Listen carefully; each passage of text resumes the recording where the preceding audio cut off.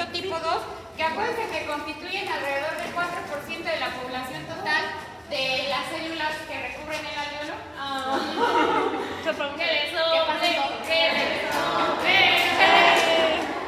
Y si se pasan un pellizquito, ¿no quieren? Bien, muchas gracias. Sí, pedí eso, que todos pasen, por favor. Que pasen, me conformo. Que aprendan. Bueno, muchas gracias, chicos. ¿Qué vamos?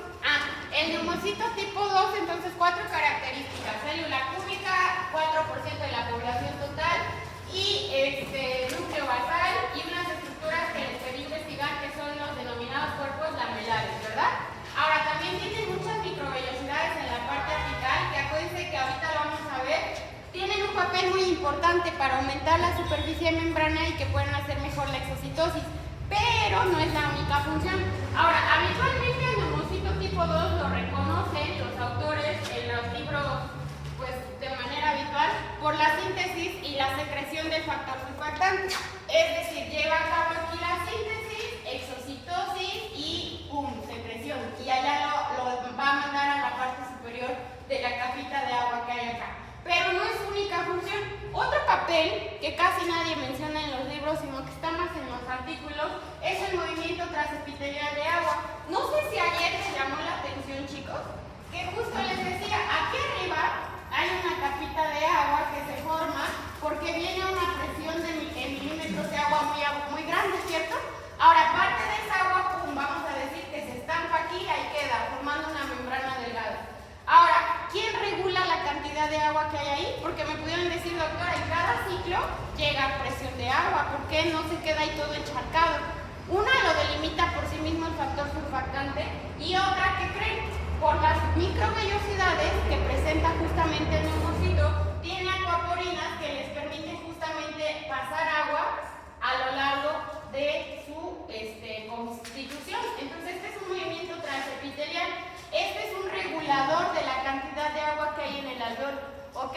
Cuando ya hay un exceso, el neumocito lo absorbe, atraviesa su cuerpo y lo manda ¿a dónde? Al capilar que hay aquí abajo, ¿ok? Ese es otro papel que casi nadie toma. Ahora, investigar qué tipo de acuaporinas puede haber aquí presentes, ¿ok? ¿Qué tipo? Acuérdense, las acuaporinas son canales gigantes de agua.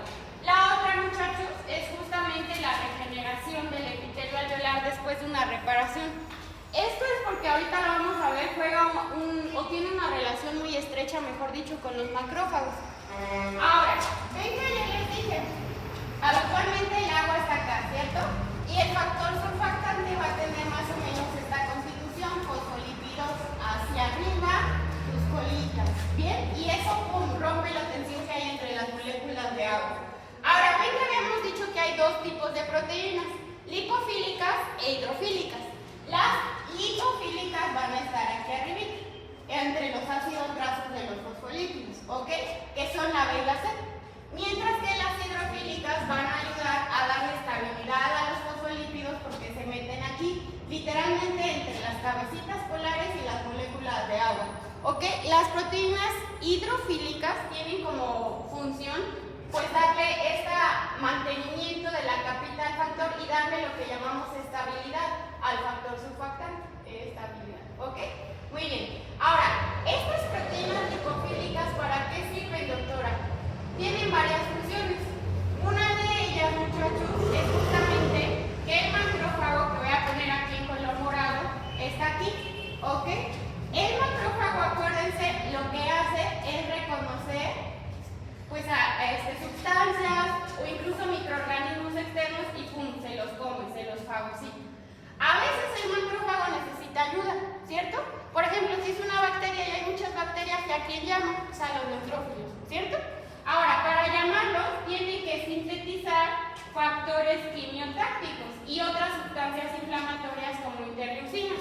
¿De dónde toma el sustrato para la síntesis? Él ya tiene dentro de sí sustrato, pero cuando le haga falta toma ¿quién? A las proteínas lipofílicas, que tienen un componente de lípidos. Y acuérdense que muchas de las sustancias inflamatorias están sintetizadas a partir justamente de lípidos.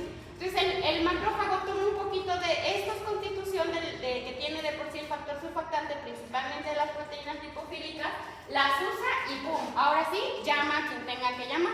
Por eso se dice, muchachos, que justo el factor surfactante juega un papel importante tanto para la reparación del epitelio alveolar después de una lesión, porque también sirve para síntesis de factores de crecimiento, mismas proteínas, como para modular la respuesta inflamatoria. Entonces, vea que realmente el factor surfactante y el neumocito juegan un papel todavía mucho más complejo del que nosotros habitualmente pensamos, que es solo mantener la tensión superficial bajita. ¿Quedó claro esto? ¿Sí? O más o menos. Vale. Entonces, otro que igual van a encontrar en algunos artículos es esto, el metabolismo genofóbico.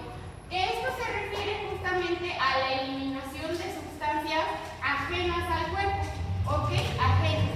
¿Quién se encarga principalmente de destruir sustancias ajenas como lo que inhalamos?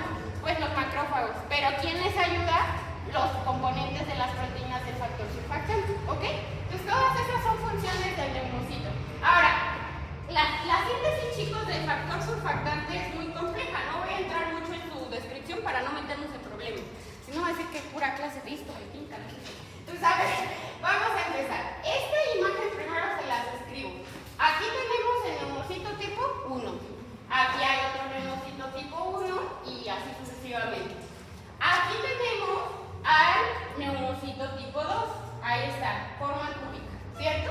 Y aquí tenemos al macrófago alveolar. Ahora, el macrófago alveolar o neumocito tipo 3 y el neumocito tipo 2 son compis, ¿ok? Trabajan juntos, uno con el otro y se ayudan mutuamente. ¿Cómo lo hacen? Para la síntesis del factor surfactante, esta es muy sencilla. Acuérdense, el factor surfactante realmente es una mezcla de lípidos más proteínas, ¿cierto?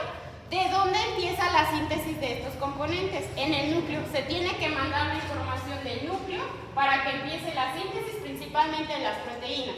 Se manda al retículo rugoso para las proteínas, al retículo liso, que aquí no me pusieron, para los lípidos. ¿Ok? Ahora, las proteínas en el rugoso, los lípidos principalmente en el retículo liso. Cuando pasen al aparato de Golgi, muchachos, vienen proteínas y vienen lípidos. Se juntan y se empaquetan en uno solo. ¿Quiénes? Los lípidos, que van a constituir al factor surfactante, y las proteínas lipofílicas. Se empaquetan juntas, ¿ok? Y se mandan a una estructura que se llama cuerpo multivesicular. ¿Qué es esto? Simplemente es una vesícula que tiene muchos compuestos adentro de lípidos y proteínas lipofílicas. Ahora, ¿qué le pasa a las proteínas que no son lipofílicas, que son hidrofílicas? Esas proteínas, muchachos, se quedan almacenados aquí en otras vesículas para esperar la exocitosis, ¿ok? Ahora, estos cuerpos multivesiculares que tienen, acuérdense, los lípidos más las proteínas lipofílicas se almacenan y después se unen en unos cuerpos gigantes que llamamos cuerpos lamelares. Ahora, realmente los cuerpos lamelares vendrían siendo inclusiones, pero los autores, algunos, no todos, dicen que son organelos, pero pues no son vitales, entonces son inclusiones. ¿Cómo son los famosos cuerpos lamelares? Voy a hacer un dibujo para representarlos, ¿ok? Los cuerpos lamelares, muchachos, son vesículas gigantes constituidas por una espiral de lípidos, más o menos así, ¿ok? Este es un cuerpo lamelar. Está rodeado por una vesícula. Ahora, aquí en el centro, muchachos, ¿cómo está constituido? Tiene una doble capa, de fosfolípidos, como si se tratara de una membrana enrollada, más o menos parecido a la vaina de mielina que tienen los axones de las neuronas. Justo por eso dicen que son cuerpos de mielina. Entonces, vean, así está, aquí tiene la doble capita. Ahí está almacenado. ¿Ok? Lipofílico con lipofílico, hidrofílico a la periferia. Y las proteínas lipofílicas ya están aquí metiditas. Ahí está almacenado. Ahora, cuando yo desenrollo esto, eso no me va a servir, ¿verdad? ¿Por qué? Porque tiene la capita normal y eso a mí no me sirve. Entonces, cuando el cuerpo lamelar sufre exocitosis, vean cómo se exocitosa. De esta manera. Queda de esta forma, ¿ya vieron? Así. En una doble capa, como la capa normal de las células, pero esto a mí no me sirve, ¿ok? Yo tengo que romper la tensión metiendo las cabecitas abajo y las colitas hacia arriba para que justo los ácidos grasos también interaccionen y rompan el contacto con el aire, ¿ok? ¿Quién acomoda a esta capita? Las proteínas hidrofílicas.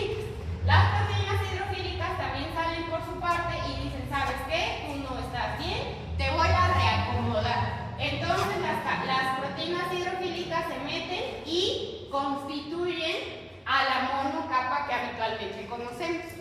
De hecho, se ha visto que cuando hay deficiencia de proteínas hidrofílicas como la proteína D, hay deficiencia en la composición y en la organización del factor surfactante. Entonces, las proteínas juegan un papel súper importante. Repasamos entonces el proceso. Esto realmente es mucho más complejo, pero es lo más simple que podemos ver. Entonces, empezamos. Todo comienza en el núcleo. Núcleo, proteínas al retículo rugoso, lípidos al retículo lisoso. Ambos pasan al aparato de Golgi donde se empaquetan lípido con lípido, proteína lipofílica con lípido y se van a los cuerpos multivesiculares. Y las otras proteínitas se quedan almacenadas en vesículas, ¿ok? Por acá. Ya después forman los cuerpos multivesiculares, los cuerpos lamelares. Y estos son los que sí sufren exocitosis y se generan así, ¿ok? Es como si yo tuviera este rollito y lo descendiera, ¿ok? ¿Y quién lo vuelve a reacomodar para que ya quede bonito como a mí me sirve? Las proteínas hidrofílicas. Y ya. Ahora, ¿cuánto tiempo sirve este factor surfactante? Porque, a ver, doctora, está constituido por proteínas y por lípidos. Y eso se deteriora, ¿verdad? ¿Cuánto tiempo es viable? 21 a 30 días, ¿ok? Ya después, pues obviamente el neumocito sigue produciendo todos los días. No crean que solo cada 30 días. Todos los días un poquito. Ahora, este pedacito, doctora, ya está inservible, ya se deterioró. ¿Qué le pasa? Vean, aquí entra su amigo el macrófago. Entonces el macrófago dice, ya no te sirve ese pedacito, ok, ¿qué voy a hacer yo?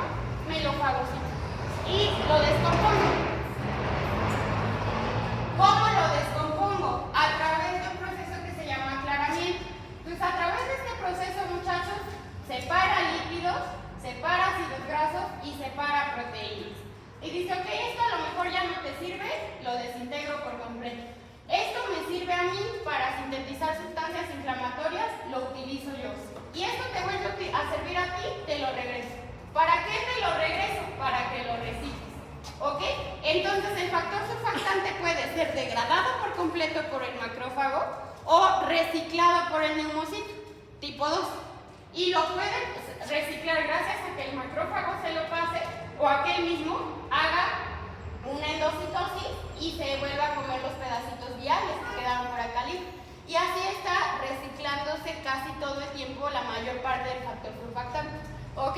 Porque se imaginan que el neumocito no tuviera sustrato, o sea, le costaría mucho trabajo estar sintetizando su factor surfactante y obtener esos nutrientes de la sangre. Entonces, para disminuir esa carga, pues recicla. ¿Ok? Recicla.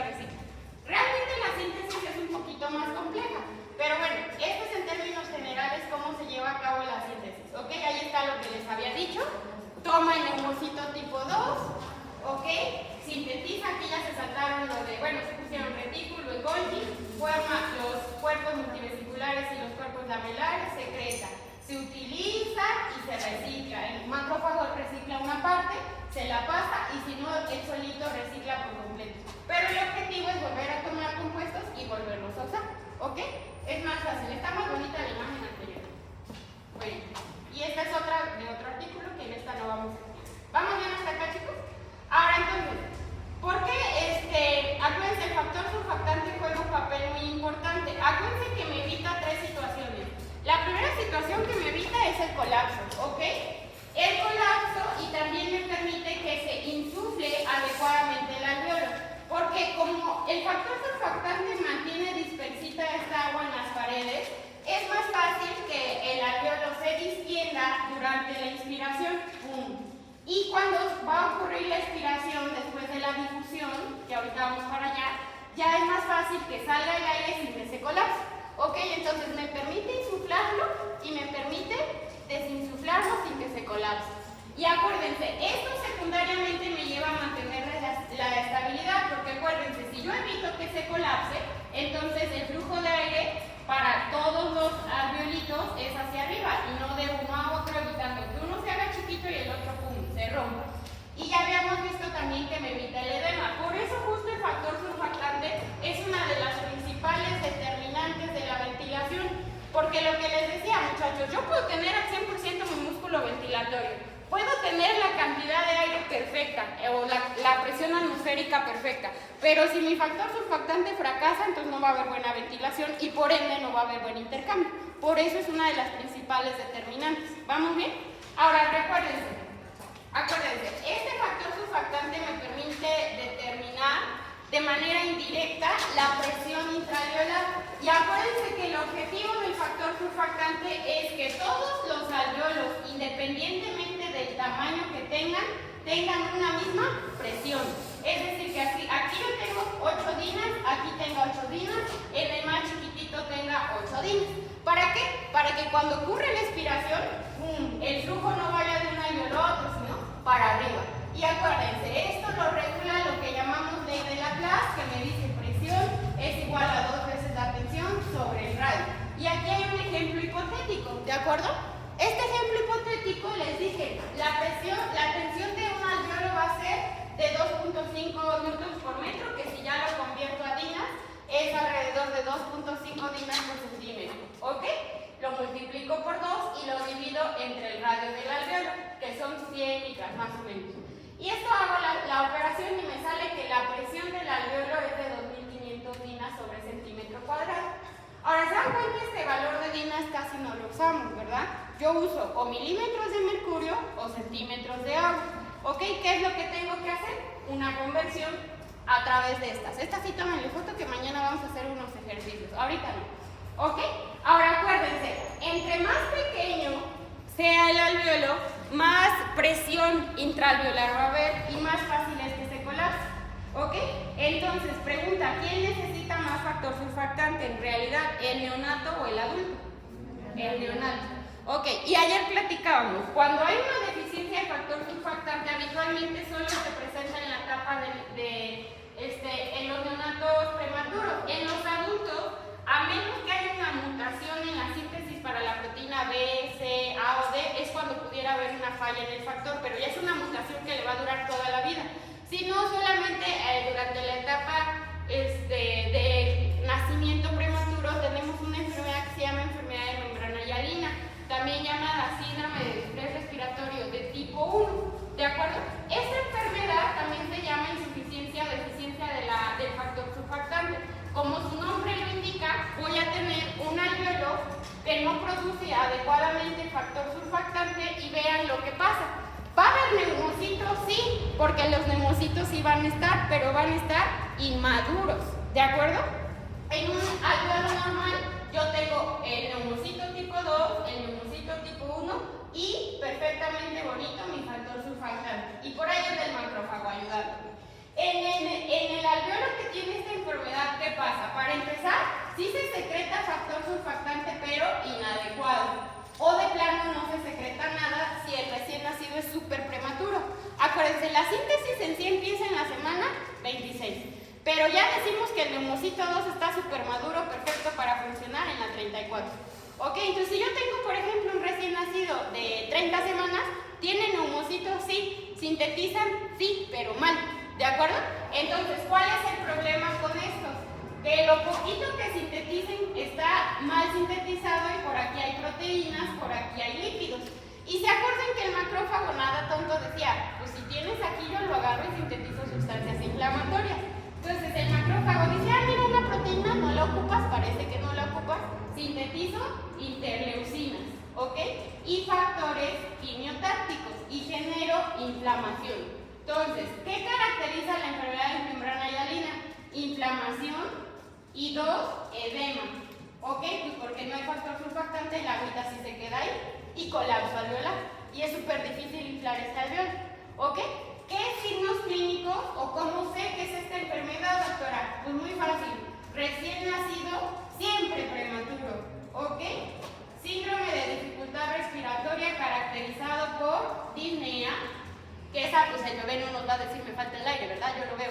Entonces, tiros intercostales y habitualmente cianosis, ¿ok? Cianosis, ese cambio de coloración.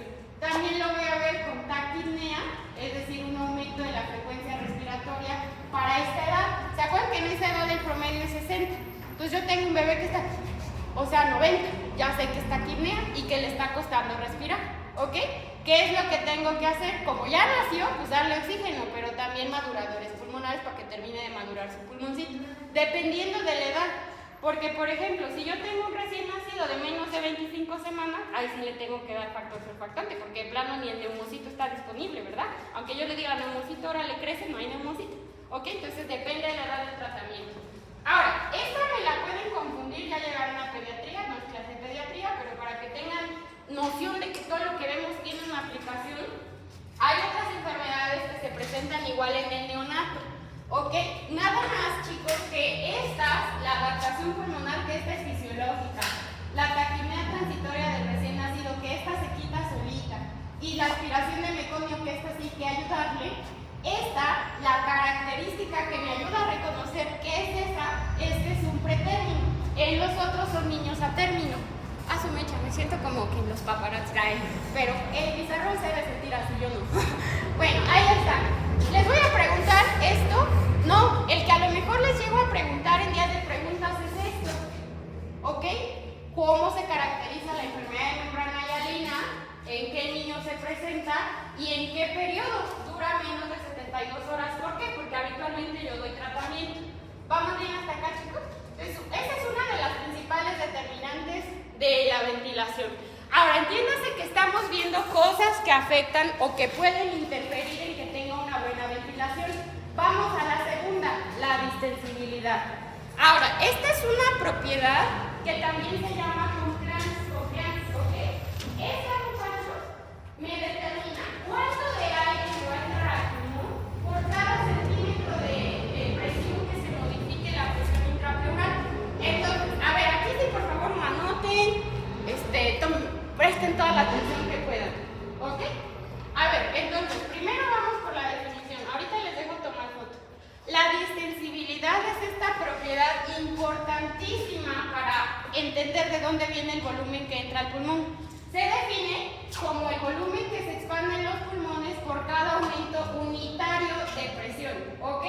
Y se dice que en el humano adulto sano, por eso viene normal, el promedio estudiado en una población de manera fisiológica que entra por cada centímetro de agua es de 200 mililitros.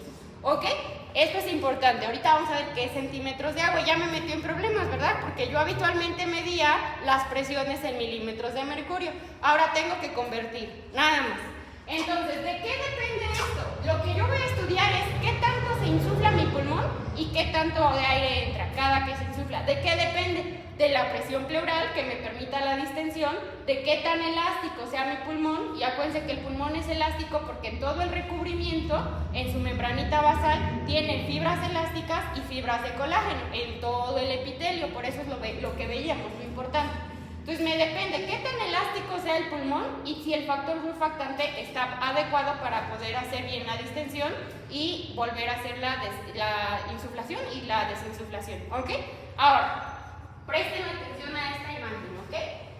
Vean, muchachos, habitualmente lo que nosotros medíamos es esto, presiones atmosféricas en milímetros de mercurio. Ahora, la presión atmosférica a nivel del mar es de 760, es una presión idónea donde yo tengo una buena cantidad de oxígeno, etc. Acuérdense, la presión que hay aquí, la presión X, va a ser la misma que haya aquí, a nivel del alveolo. O hace rato pregunté, a ver, si tengo una presión aquí de 600, ¿cuánto es la presión intraalveolar? 600, en reposo, ¿ok? Me hubieran dicho, ¿en inspiración o en expiración? No, en reposo. Esta siempre va a ser la misma que esta, siempre. Y la presión intrapleural siempre va a ser menos 4 milímetros de mercurio abajo, ¿ok?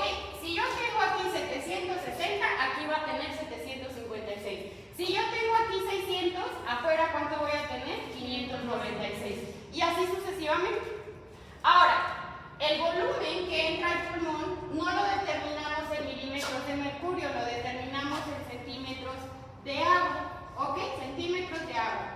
Ahora, haciendo la conversión, yo sé que 1 milímetro de mercurio, les dije, equivale más o menos a 1.3 centímetros de agua. Esa es la conversión, ¿cierto? Ahora, los autores dicen, yo no quiero manejar números grandotes, porque si convierto 760 y 756 me salen miles de centímetros de agua, es mucho, no quiero problemas. Entonces, lo que voy a hacer es tomar la presión intraalveolar y la atmosférica como un cero, ¿ok? Ese va a ser mi cero, mi punto de referencia. Y vean, ese 0 es 760 en esto en centímetros de agua, esto en milímetros de mercurio, ¿ok? Milímetros de mercurio. Ahora, cuando yo hablo de presión intrapleural digo que esto es 756. ¿Cuántos milímetros de mercurio está abajo de 760? 4. Y como está hacia abajo, pues yo digo es negativo, ¿no? Y es menos 4. ¿Ok? Menos 4 sería la presión intrapleural. Ahora, esto lo tengo en milímetros de mercurio, lo convierto a centímetros de agua. ¿Cuánto me sale? Saquen su conversor. Menos 4 a centímetros de agua. Menos 4 milímetros de mercurio a centímetros de agua. Sale más o menos menos 5, ¿no? 5 punto y cachito. 5.2. Los autores lo dejan como menos 5. ¿Ok?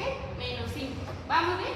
Ahora entonces, ya no voy a estudiar la presión en milímetros de mercurio, sino en centímetros de agua. Ahora, presten ahorita atención. Les decía, mi referencia va a ser 760, que es la presión alveolar en reposo. ¿Ok? La presión pleural en reposo es de 756. ¿Cuánto de diferencia hay acá?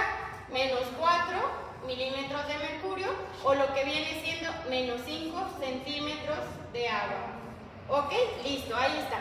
Ahora, cuando yo hago una inspiración, ¿se acuerdan que la presión intrapleural bajaba de 756 a 754? ¿Ok? Ahora, ¿cuánto hay de diferencia de 760 a 754? Menos 6. Ahora, ¿ya lo convierten a centímetros de agua? Menos 8. Los autores dicen no todos alcanzan ese volumen, entonces lo vamos a dejar en menos 7.5 centímetros de agua. ¿Ok? Ahí está. Entonces, en reposo, la presión pleural es de menos 5. En inspiración, menos 7.5. Ahora, ¿qué pasaba en inspiración con la presión pleural? ¿A qué valor regresaba? 756. Otra vez a menos 4 milímetros de mercurio, otra vez a menos 5 centímetros de agua. ¿Ok? Importante estos valores. Ahora, ven que la reglita que sale, que nos dice, por cada centímetro de agua que se modifique la presión, va a haber un ingreso, salida de aire de 200 mililitros. ¿Ok? A ver, entonces, si yo tengo que un centímetro de agua son 200 mililitros, de 2.5 a 7. De 5 a 7.5, ¿cuánto hay? 2.5. ¿Ok? Centímetros de agua. ¿Cuánto sería la cantidad de aire que entra durante la inspiración? 500 mililitros. Ahora lo mismo, ¿cuánto hay de 7.5 a 5? 2.5. ¿Cuánto de aire sale en la inspiración?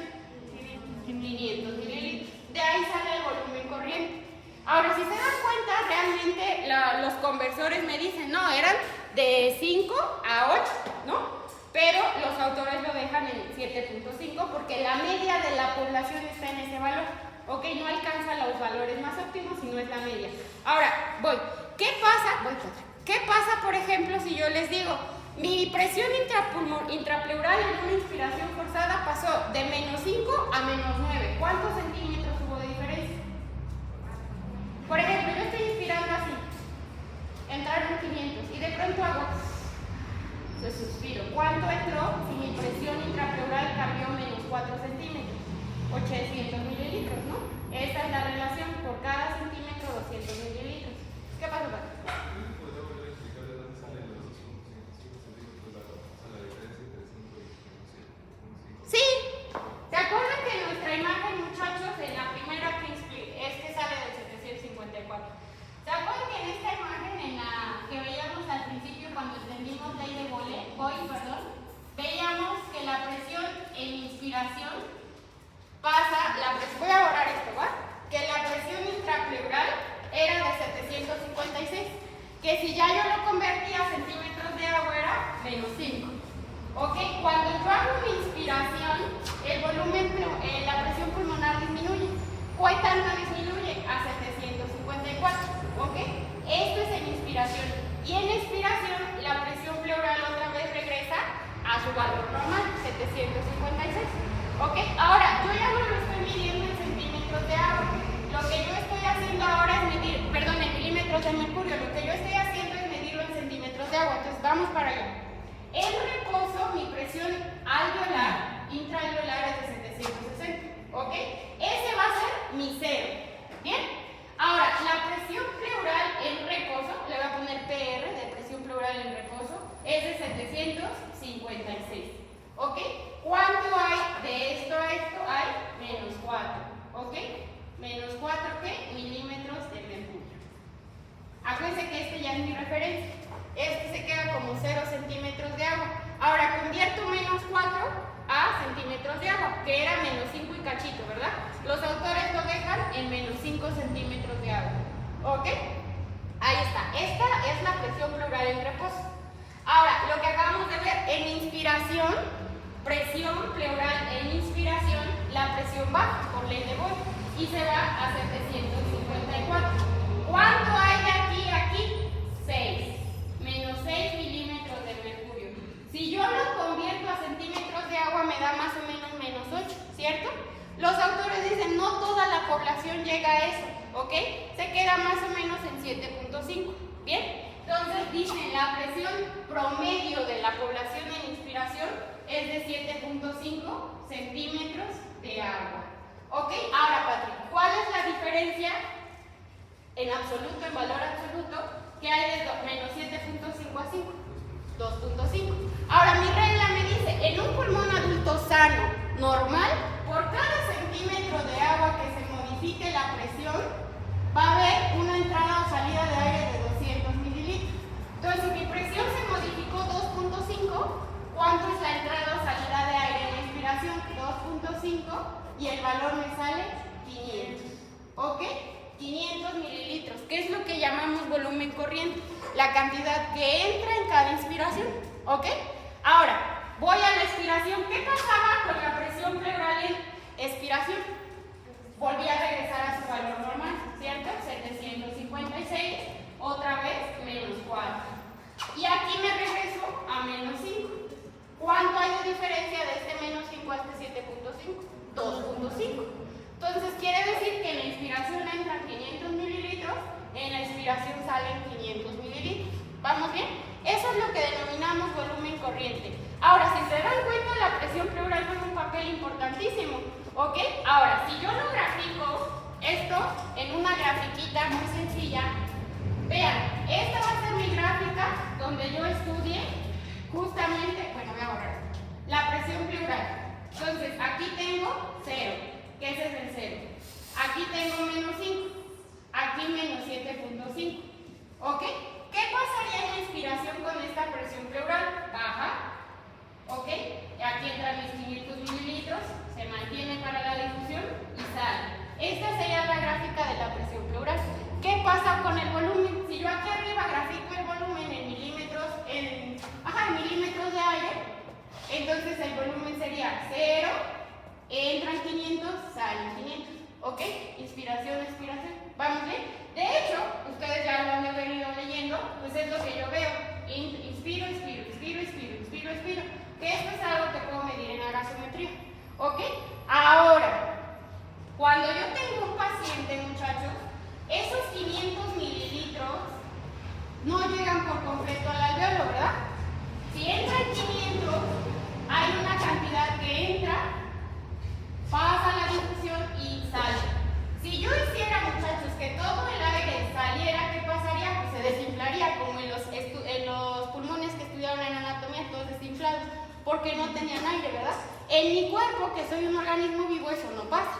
Se queda una cantidad de aire ahí constante, ¿ok? Esa cantidad de aire que se queda sin llegar al alveolo, porque se queda en la vía aérea, se llama espacio muerto anatómico. Es un volumen de aire que no llega como tal al alveolo.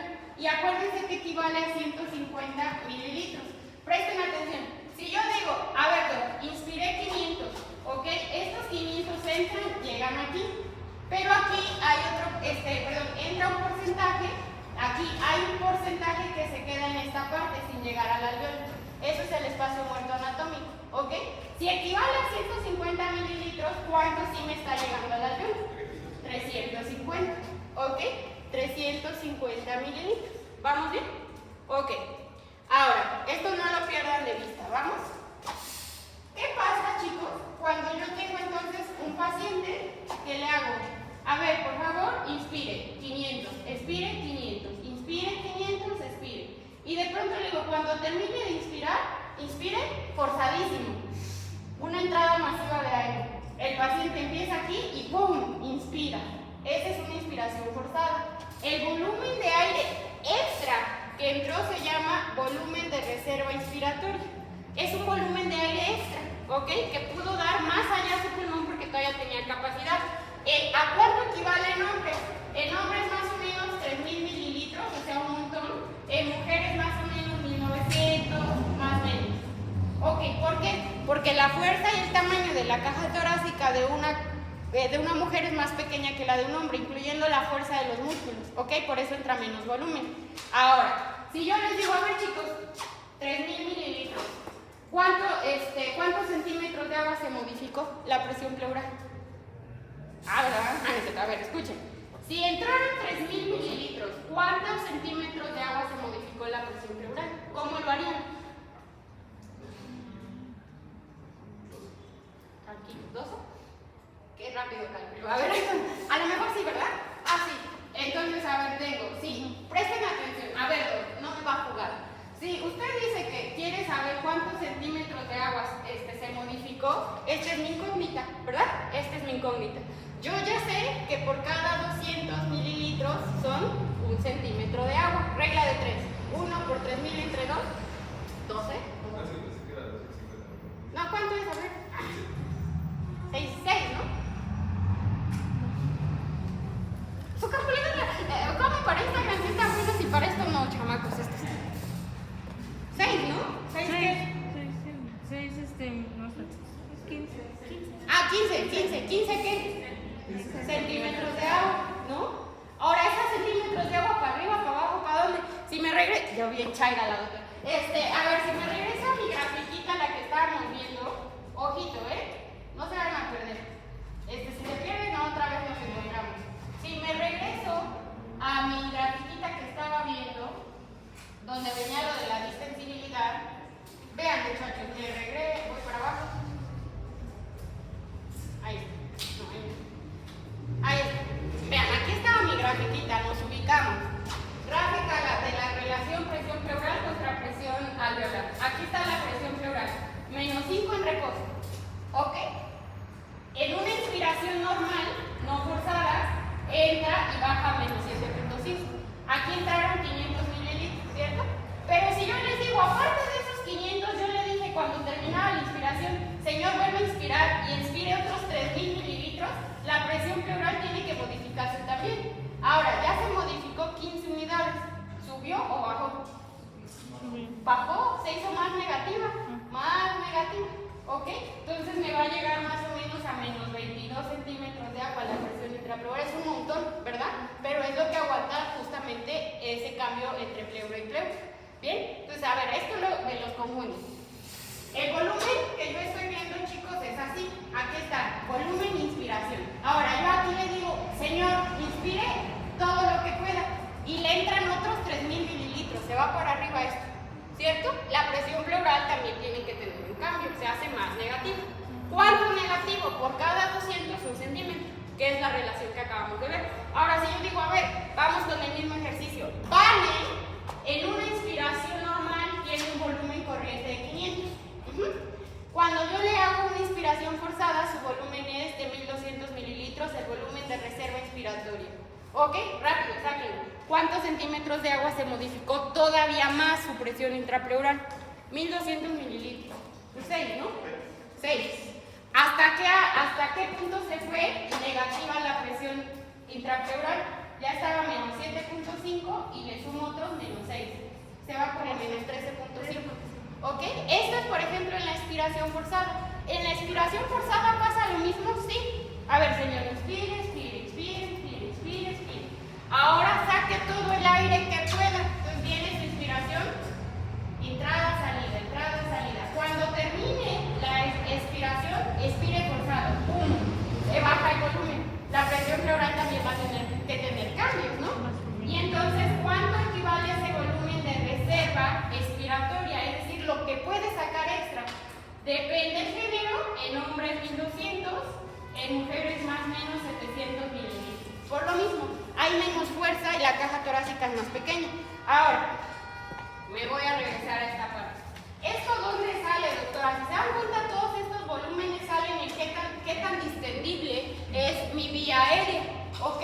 Esta propiedad de compliance o distensibilidad es justamente lo que me permite determinar volúmenes y capacidades. Yo ya vi de dónde salió el famoso volumen corriente. Este ya me quedó claro, ¿verdad? Este ya. Ahora, el volumen de reserva inspiratoria se define como una inspiración, el volumen o la cantidad de aire que entra, vean, después de una inspiración pasiva, en una inspiración forzada. Y aquí está el valor, vean, 3100 para hombres, 1900 para mujeres. ¿Bien? Ahora, en la expiración ocurre exactamente lo mismo. Inspiro, expiro, inspiro, expiro.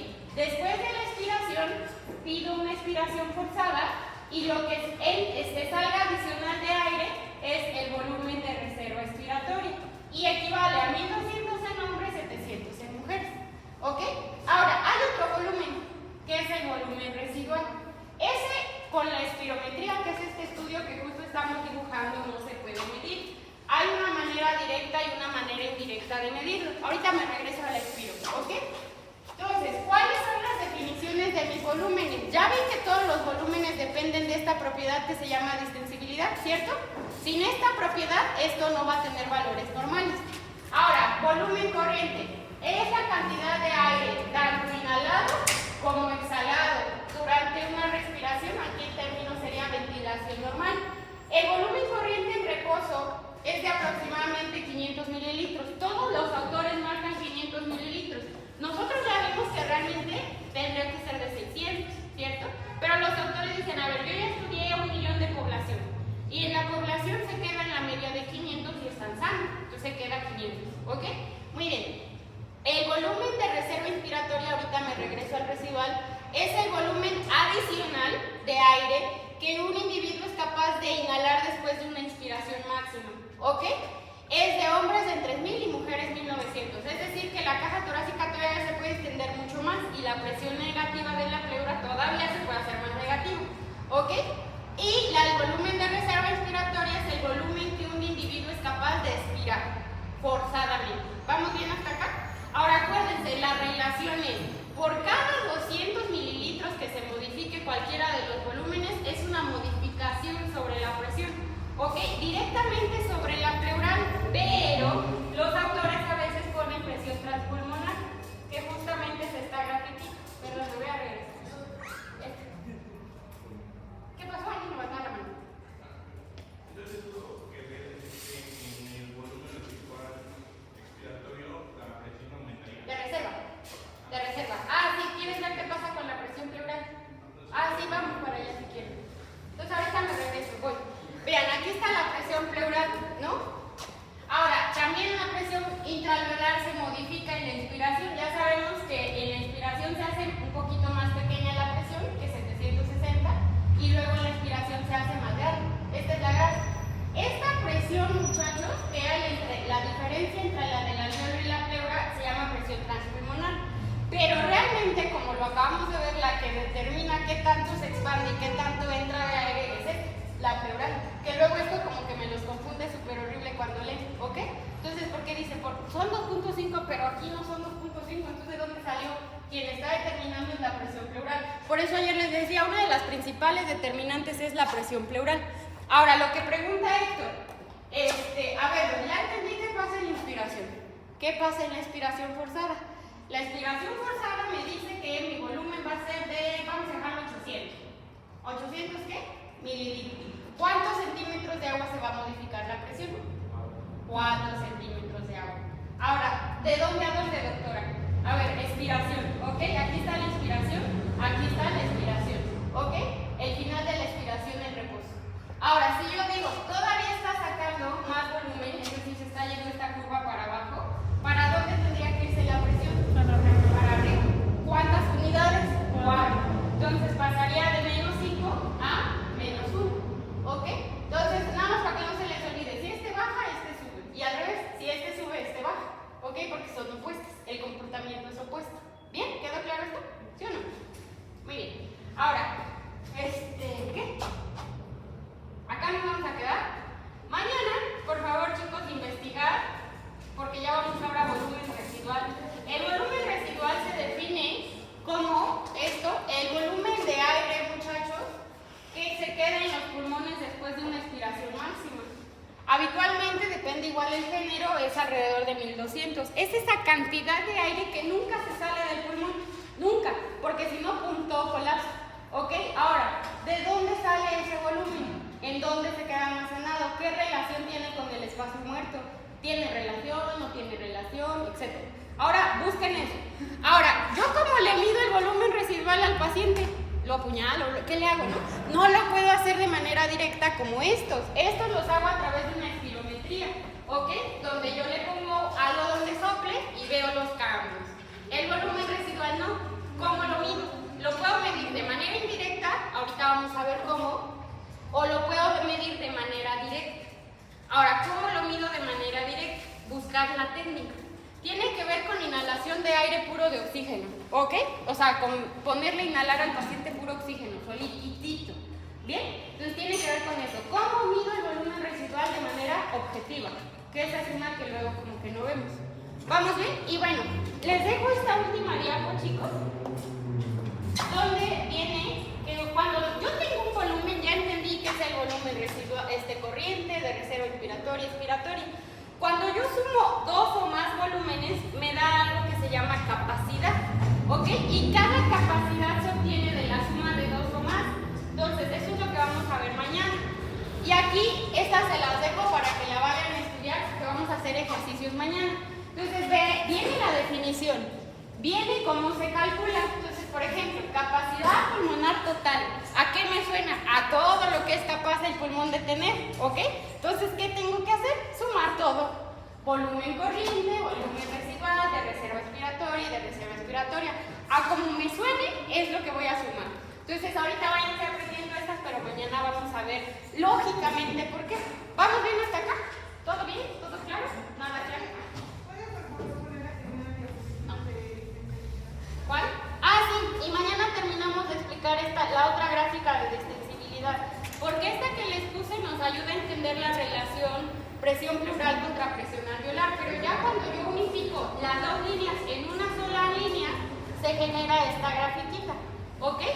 Que es lo que vamos a terminar de explicar. ¿Vamos bien, chicos? Bueno, ¿alguna duda? ¿Vamos muy lento? ¿Sí, verdad? Bueno, nos vemos.